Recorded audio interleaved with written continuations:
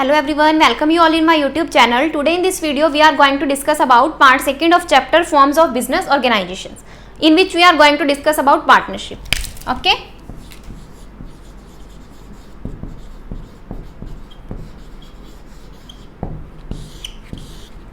Clear? Partnership क्या है? एक पॉपुलर फॉर्म है बिजनेस की फॉर मीडियम स्केल और लार्ज स्केल बिजनेस के लिए. क्लियर? पार्टनरशिप में क्या होता है, दो या दो से ज्यादा पर्सन मिलके क्या करते हैं, एक बिजनेस को रन करते हैं, उसको हम क्या बोलते हैं, partnership. Clear?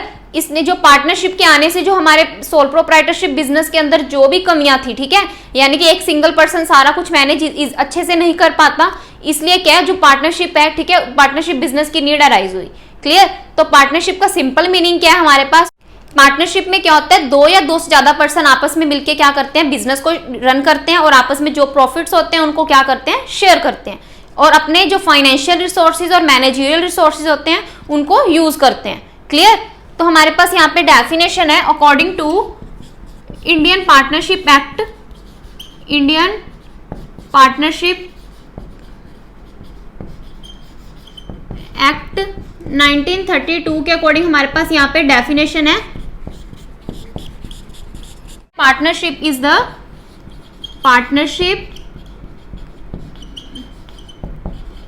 the relation between two or more persons who have agreed to share the profit of the business carried on by all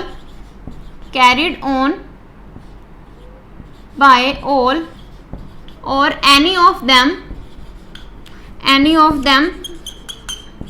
acting for all.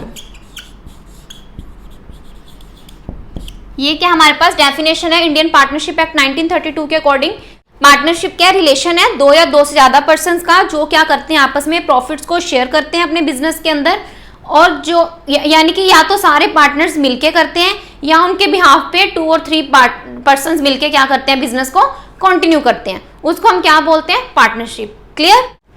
Now our next topic is features of partnership. Okay, features of partnership में first है हमारे पास formation, next one is continuity,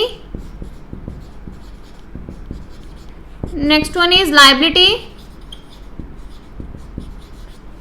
next one is decision making, next one is number of persons, next one is risk bearing capacity, risk bearing, and the last one is mutual agency relationship, mutual agency relationship.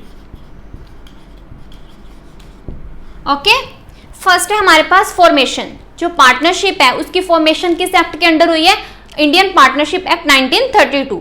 Clear? Partnership form होने से पहले क्या होता है, एक partnership deed होती है. Partnership deed में क्या होता है, एक एग्रीमेंट होता है पार्टनर्स के बीच में कि हम इस रेशियो में अपने प्रॉफिट एंड लॉसेस को शेयर करेंगे. Clear?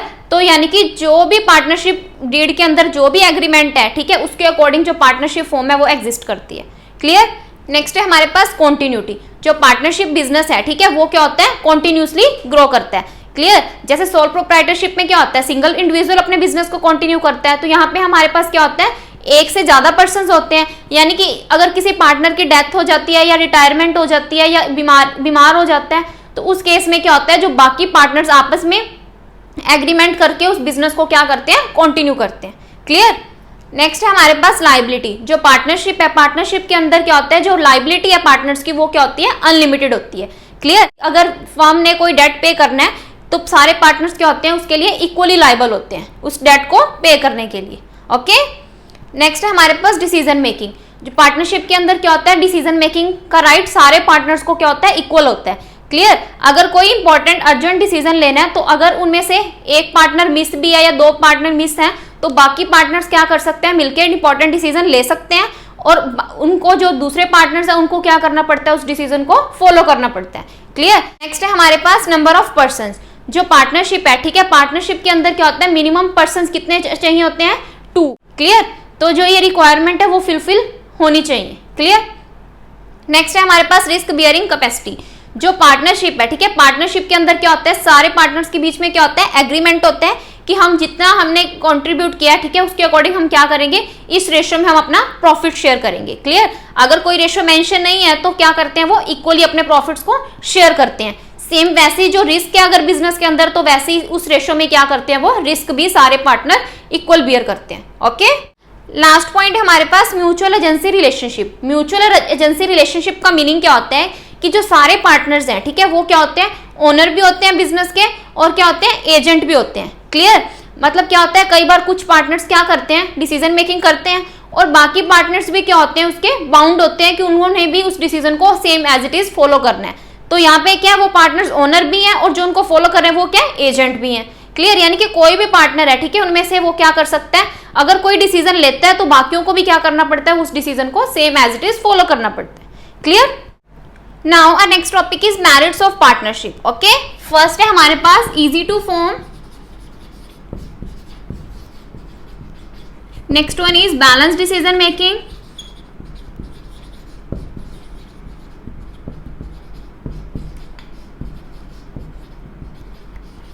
and the next one is larger financial resources,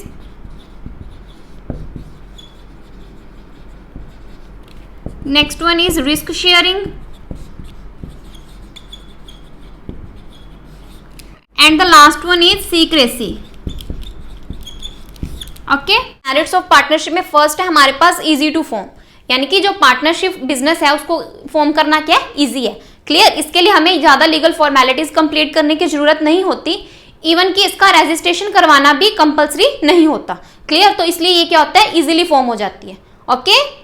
next है हमारे पास बैलेंस डिसीजन मेकिंग। पार्टनरशिप के अंदर क्या होता है कि सारे पार्टनर्स को उनकी स्किल के अकॉर्डिंग काम डिस्ट्रीब्यूट किया जाता है। क्लियर। तो अपनी स्किल एंड नॉलेज के बेसिस पे जो भी वो काम करते हैं तो उससे रिजल्ट क्या आते हैं, अच्छे आते हैं। ठीक है। तो जिससे जो डिसीजन मेकिंग है वो भी क्या होती है, इफेक्टिव होती है।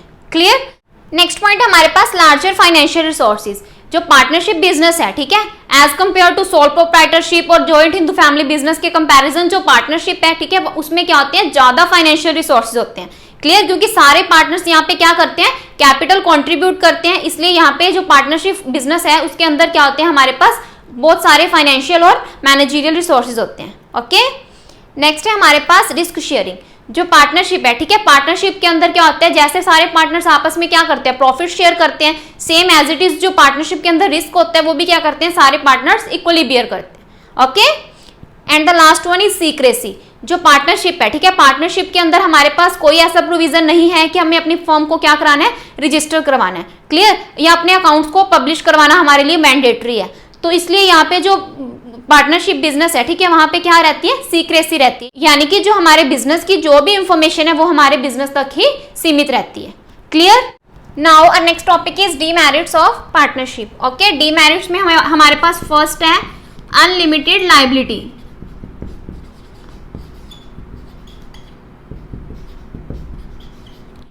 Next one is lack of continuity,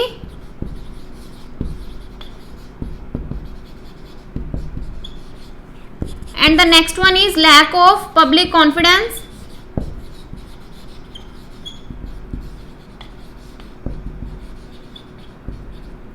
next one is conflicts, and the last one is risk of mutual agency.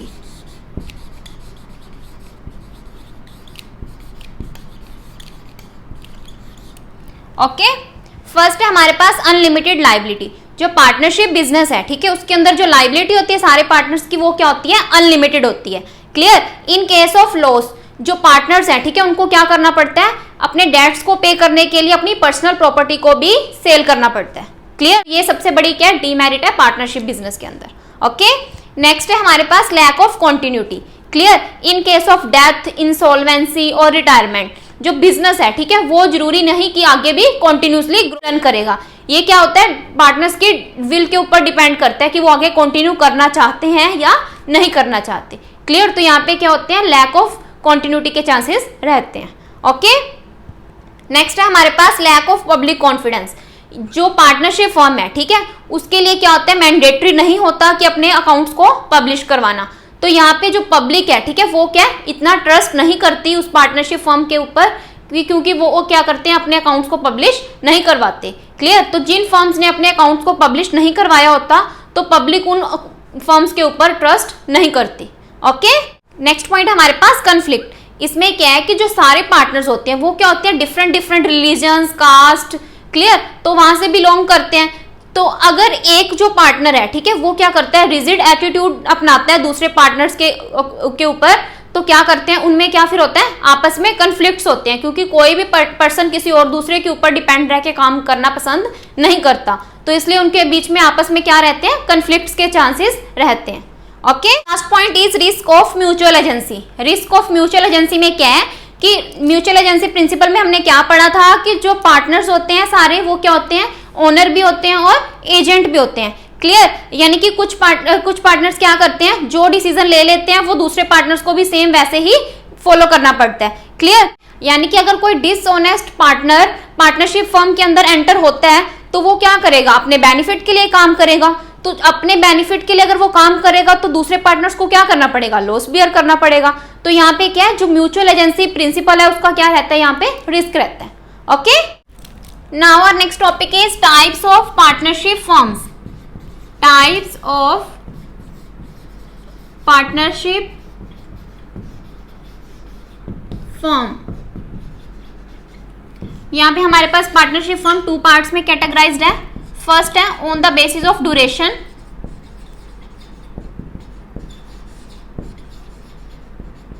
On the basis of duration, and next one is on the basis of liability, on the basis of liability.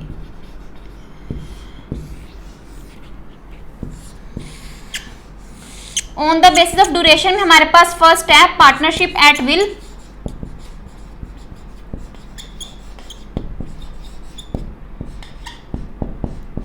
Fixed period partnership,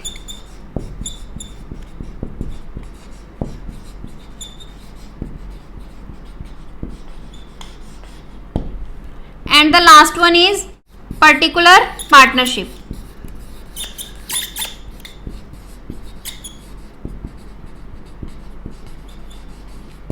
okay. On the basis of liability में हमारे पास first है general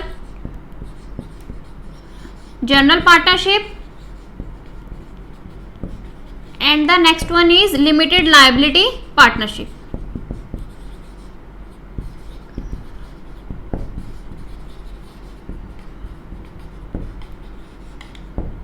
इसकी जो full short form है वो क्या है, LLP, limited liability partnership. Okay. On the basis of duration यानी कि टाइम पीरियड के अकॉर्डिंग हमारे पास जो पार्टनरशिप फर्स्ट है partnership at will. Partnership at will का मीनिंग क्या है कि जो पार्टनरशिप क्या हुई है, इनडेफिनेट पीरियड के लिए फॉर्म हुई है, यानी कि इनडेफिनेट पीरियड, ठीक है, उसको हम क्या बोलते हैं, पार्टनरशिप एट विल। यानी कि जब चाहे उनका मन करेगा तो पार्टनरशिप फर्म को वो बंद कर सकते हैं, अगर नहीं चाहते तो वो लॉन्ग टाइम पीरियड तक अपनी फर्म को कंटिन्यू कर सकते हैं। क्लियर। तो उसको हम क्या बोलते हैं, partnership at will. Clear. Next है हमारे पास fixed period partnership. Fixed period partnership का मीनिंग क्या है हमारे पास कि ऐसी पार्टनरशिप जो क्या हुई है, फिक्स्ड टाइम पीरियड के लिए फॉर्म हुई है। क्लियर। यानी कि 3 साल के लिए, 5 साल के लिए, 7 साल के लिए, ठीक है। तो यानी कि जब वो टाइम पीरियड कंप्लीट हो जाता है तो पार्टनरशिप भी क्या हो जाती है, साथ के साथ खत्म हो जाती है। क्लियर। तो उसको हम क्या बोलते हैं, fixed period partnership. Okay.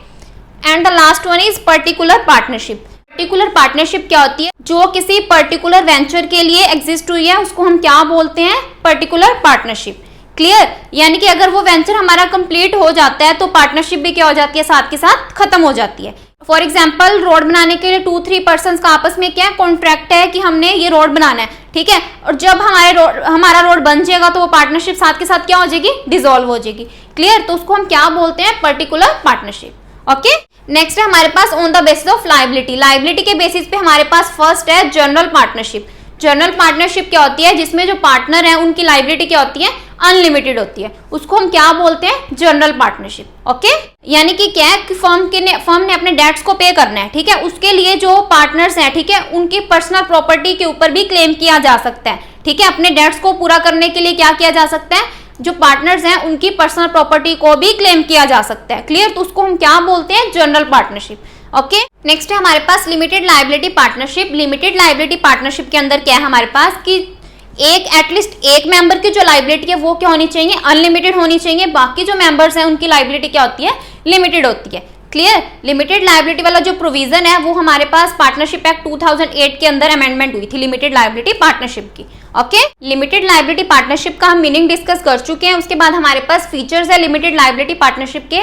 First है हमारे पास लिमिटेड लायबिलिटी पार्टनरशिप के अंदर जो एटलीस्ट एक मेंबर की जो लायबिलिटी है वो क्या होनी चाहिए, अनलिमिटेड होनी चाहिए। क्लियर, नेक्स्ट पॉइंट क्या है हमारे पास कि जो रिमेनिंग पार्टनर्स हैं, ठीक है, उन्होंने जितना कैपिटल कंट्रीब्यूट किया है, ठीक है, बिजनेस के अंदर, वहीं तक उनकी जो लायबिलिटी है वो क्या होती है, लिमिटेड होती है। क्लियर, नेक्स्ट पॉइंट है हमारे पास जो लिमिटेड लायबिलिटी पार्टनरशिप के अंदर जिन पार्टनर्स की जो लायबिलिटी लिमिटेड होती है उनको डिसीजन मेकिंग में कोई राइट नहीं होता, यानी कि वो डिसीजन मेकिंग में कोई पार्टिसिपेट नहीं कर सकते। क्लियर, नेक्स्ट पॉइंट है हमारे पास in case of death, insolvency, जो पार्टनरशिप फर्म है उसके ऊपर कोई इफेक्ट नहीं पड़ता। क्लियर, सो ये थे हमारे पास features of limited liability partnership.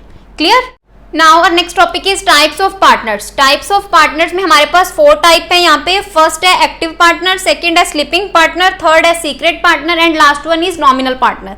Nominal partner is further subdivided into 2 types.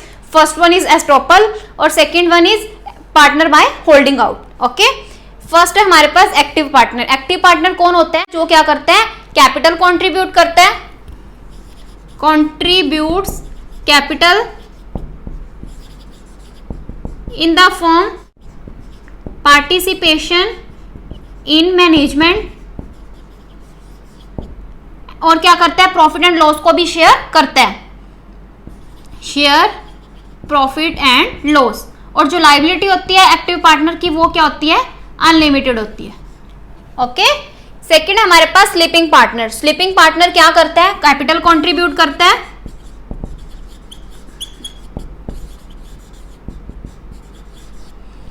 Management में पार्टिसिपेट नहीं करता, doesn't participate in management, profit and loss में भी शेयर करता है, शेयर प्रॉफिट एंड लॉस। और जो लायबिलिटी होती है वो क्या होती है, अनलिमिटेड होती है। नेक्स्ट है हमारे पास सीक्रेट पार्टनर। सीक्रेट पार्टनर क्या करता है, कैपिटल कंट्रीब्यूट करता है, कंट्रीब्यूट कैपिटल, और जो मैनेजमेंट में पार्टिसिपेशन, सीक्रेटली पार्टिसिपेट करता है, secretly participate in management. Next हमारे पास प्रॉफिट एंड लॉस में भी शेयर करता है, प्रॉफिट एंड लॉस को भी शेयर करता है, और जो लायबिलिटी होती है वो क्या होती है, अनलिमिटेड होती है। लास्ट है हमारे पास नॉमिनल पार्टनर। नॉमिनल पार्टनर क्या होता है कि जो क्या करता है, कैपिटल कंट्रीब्यूट भी नहीं करता बिजनेस के अंदर, doesn't contribute capital in the firm, और क्या करता है, डजंट पार्टिसिपेट इन मैनेजमेंट,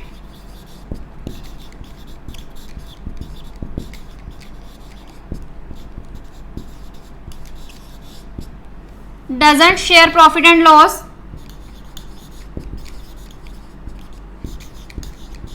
और जो लायबिलिटी होती है, ठीक है, वो क्या होती है, वहां तक लिमिटेड होती है जहां तक क्या किया, फर्म के नाम पे लोन लिया हुआ है, ठीक है, वहां तक क्या होती है, लिमिटेड होती है।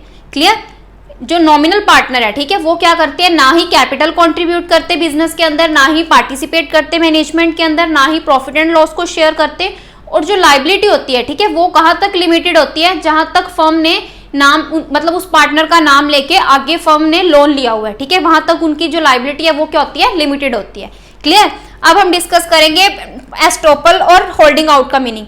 जो नॉमिनल पार्टनर के हमारे पास आगे टाइप्स हैं, फर्स्ट है हमारे पास एस्टॉपल और सेकंड है हमारे पास partner by holding out. Okay, now हम क्या करेंगे, एस्टॉपल और होल्डिंग आउट का मीनिंग डिस्कस करेंगे। नॉमिनल पार्टनर, नॉमिनल पार्टनर के आगे हमारे पास टाइप्स हैं। First is partner by estoppel और partner by holding out. Clear? जो पार्टनर बाय एस्टोपल है, ठीक है, उसका मीनिंग क्या है? एक पर्सन जो क्या करता है, फर्म के बिहाफ पे अपना नाम लेके फर्म के बिहाफ पे लोन लेता है, ठीक है, उसको हम क्या बोलते हैं? Partner by estoppel. For example हमारे पास मिस्टर ए है, ठीक है, वो क्या करता है? मिस्टर एक्स, यानी कि ये क्या हमारी फर्म है, ठीक है, मिस्टर ए क्या है? वो पर्सन है, पार्टनर बाय एस्टोपल है। क्लियर? यानी कि ये क्या करता है? फर्म के बिहाफ पे, ठीक है, मिस्टर वाई से क्या लेता है? लोन लेता है। क्लियर?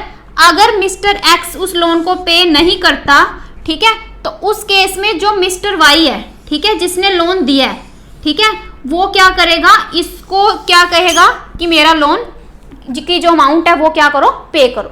क्लियर? यानी कि उस केस में कौन लायबल होगा? जिसने लोन लिया है, यानी कि मिस्टर ए। क्लियर? यानी कि जो मिस्टर एक्स है, ठीक है, जो फर्म है, ठीक है, उसको उस चीज का पता ही नहीं कि ये हमारी फर्म के अंदर क्या है? कोई पार्टनर है। क्लियर? तो यानी कि जिस पर्सन ने लोन लिया है, ठीक है, फर्म के बिहाफ पे, यानी कि वो क्यों फर्म के बिहाफ पे लोन लेता है? ताकि फर्म की रेपुटेशन अच्छी हो, फर्म की गुडविल अच्छी हो, ठीक है, उस बिहाफ पे क्या करता है? खुद लोन लेता है फर्म के बिहाफ पे। ओके, उसको हम क्या बोलते हैं? Partner by estoppel. क्लियर? और पार्टनर बाय होल्डिंग आउट का मीनिंग क्या है? जैसे मिस्टर ए है, ठीक है, वो क्या है? पार्टनर बाय होल्डिंग आउट है, ठीक है, ठीक है, इसमें हम होल्डिंग पार्टनर को कंसिडर करते हैं। और जो फर्म है, ठीक है, फर्म ये है और मिस्टर वाई ये लोन देता है, ठीक है, यानी कि मिस्टर जो होल्डिंग वाला जो मिस्टर ए है, ठीक है, उसको तो पता ही नहीं कि मेरे को क्या करना है? लोन लेना है। ठीक है, जो मिस्टर एक्स है, ठीक है, वो इसके बिहाफ पे, मिस्टर ए के बिहाफ पे क्या करता है? मिस्टर वाई से लोन लेता है। क्लियर? यानी कि ये अपना नाम नहीं देता कि मैंने लोन लिया है फर्म के बिहाफ पे। क्लियर? तो यानी कि जो फर्म है, ठीक है, वो खुद ही क्या करती है? उस पर्सन के बिहाफ पे लोन लेती है। क्लियर? तो जो ये पर्सन है, मिस्टर ए है, ठीक है, उसकी लायबिलिटी कहाँ तक लिमिटेड है? जहां तक का फर्म ने लोन लिया है। क्लियर? उसको हम क्या बोलते हैं? Partner by holding out. Okay, simply अगर हम कंसिडर करें एस्टोपल और होल्डिंग आउट का मीनिंग, तो पार्टनर बाय एस्टोपल का मीनिंग हमारे पास क्या है? पार्टनर बाय एस्टोपल का हमारे पास मीनिंग क्या है कि एक पर्सन जो क्या करता है? पार्टनरशिप फर्म के अंदर अपने आप को क्या करता है? पार्टनर एक्सेप्ट करता है, उसको हम क्या बोलते हैं? Partner by estoppel.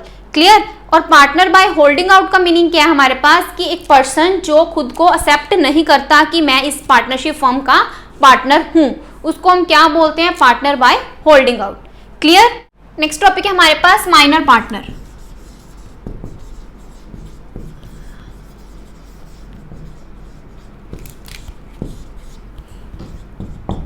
First of all हमारे पास क्वेश्चन है कि माइनर कौन होता है? ठीक है, a person who is below the age of 18, उसको हम क्या बोलते हैं? माइनर। क्लियर? पार्टनरशिप फर्म है, ठीक है, वो क्या करती है? माइनर को अलाउ नहीं करती, परमिट नहीं करती कि वो एक पार्टनरशिप फर्म का पार्टनर बने। क्लियर? तो इसलिए जो पार्टनरशिप फर्म है, ठीक है, उसके अंदर जो माइनर है, ठीक है, उसको सिर्फ प्रॉफिट्स के लिए ही कंसिडर करा जाता है। ठीक है, सिर्फ उसको प्रॉफिट्स में ही हिस्सा दिया जाता है। क्लियर? ना ही वो कैपिटल कंट्रीब्यूट करता, ना ही वो मैनेजमेंट में डिसीजन मेकिंग कर सकता। क्लियर? अगर फर्म को लॉसेज होते हैं तो लॉसेज में भी उसका कोई राइट नहीं होता कि लॉसेज को शेयर करे, सिर्फ प्रॉफिट्स में ही उसका राइट होता है।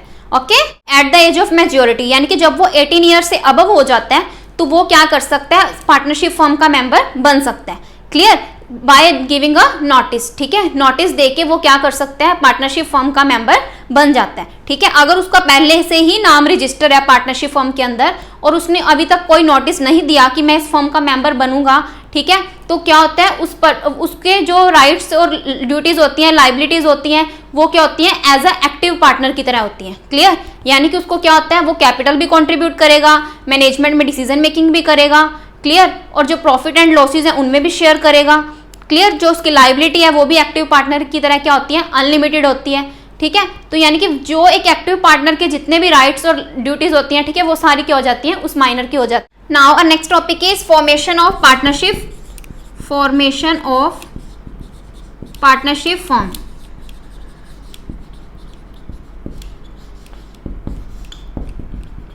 एक पार्टनरशिप फर्म कब फॉर्म हो सकती है? जब दो या दो से ज्यादा पर्सन्स मिलकर क्या करते हैं, एक एग्रीमेंट करते हैं कि हम क्या करेंगे, इस बिजनेस को रन करेंगे। क्लियर? जो ये एग्रीमेंट होता है वो क्या होता है, रिटर्न में भी हो सकता है और ओरल में भी हो सकता है। ठीक है, बट इन केस मतलब फ्यूचर में कोई डिस्प्यूट अराइज हो तो जो ये एग्रीमेंट है वो क्या होता है, रिटर्न में ही ज्यादा सही रहता है। क्लियर? तो इसलिए जो भी एग्रीमेंट होता है वो क्या होना चाहिए, रिटर्न में होना चाहिए। क्लियर?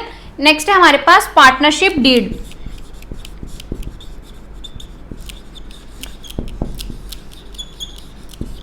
नेक्स्ट है हमारे पास पार्टनरशिप डीड, यानी कि जब पार्टनरशिप फर्म एग्जिस्ट होती है तो क्या होता है, एक डॉक्यूमेंट प्रिपेयर होता है जिसको क्या बोलते हैं, पार्टनरशिप डीड, जिसमें क्या होता है, सारी टर्म्स एंड कंडीशंस पार्टनरशिप से रिलेटेड सारी क्या होती हैं, मेंशन होती हैं।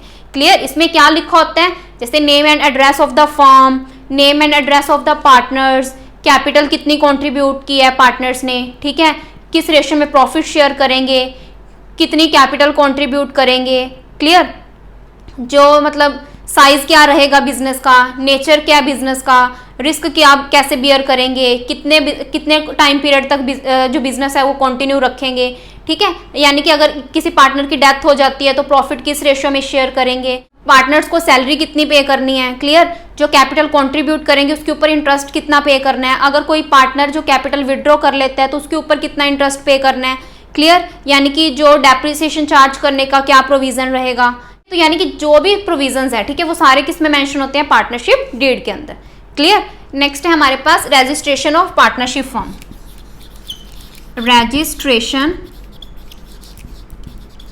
ऑफ पार्टनरशिप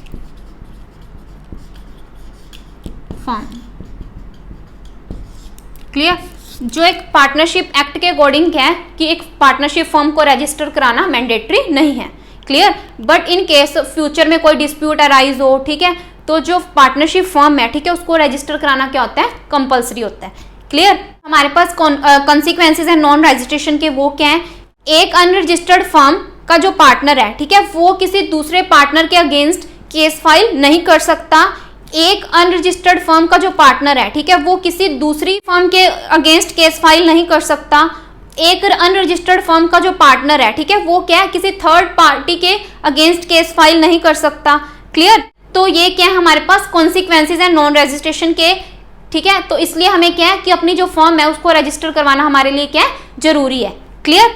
प्रोसीजर क्या है हमारे पास रजिस्ट्रेशन करवाने का, कि अगर एक फर्म जब चाहे, ठीक है, एट एनी टाइम, यानी कि एडमिशन के टाइम पे या जब उसको सही लगे, तो एक फर्म अपनी फर्म को, पार्टनरशिप फर्म अपनी फर्म को क्या करवा सकती है, रजिस्टर करवा सकती है। क्लियर? उसने क्या करना है, एप्लीकेशन फॉर्म फिल करके रजिस्ट्रार को सेंड करना है। ठीक है, जो एप्लीकेशन फॉर्म है उसके अंदर क्या क्या मेंशन होता है, फर्म का नेम, ठीक है, हेड ऑफिस का एड्रेस, ब्रांच ऑफिस का एड्रेस, ठीक है, name and address of all partners, duration of partnership, यानी कि पार्टनरशिप किस टाइम पीरियड तक है। ठीक है, तो ये सारी टर्म्स एंड कंडीशंस को फुलफिल करके हमने क्या करना है, रजिस्ट्रार को सेंड करना है, और रजिस्ट्रार क्या करेगा, हमारे डॉक्यूमेंट्स को चेक करेगा। ठीक है, अपने हमारे डॉक्यूमेंट को वेरीफाई करेगा। अगर उसको लगता है कि सारी टर्म्स एंड कंडीशन सेटिस्फाई हो रही हैं तो वो क्या करेगा, हमें क्या करेगा, रजिस्ट्रेशन का सर्टिफिकेट इशू कर देगा। अगर हमें लगता है कि उसमें कोई मिस्टेक है तो हम क्या कर सकते हैं, रजिस्ट्रार को बता सकते हैं। क्लियर? तो उस बेसिस पे वो क्या करेगा, उसको करेक्ट करके हमें वापस कर देगा। Clear? So this is the end of part second of chapter forms of business organisations. अगर आपको मेरी वीडियो पसंद आई हो तो आप मेरी वीडियो को लाइक करें, शेयर करें और सब्सक्राइब करें मेरे चैनल को, ताकि आपको फर्दर अपडेट्स मिलते रहें। Thanks for listening and thank you everyone.